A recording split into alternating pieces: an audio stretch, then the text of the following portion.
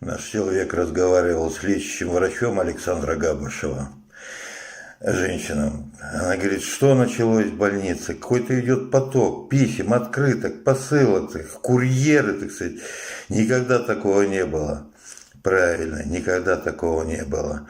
Человека, которого уважают и любят люди, не садили в психушки. Знаете, только что Оксана вот сообщила, она послала открытку из Санкт-Петербурга, а друг ее пришлет открытку из Коста-Рики.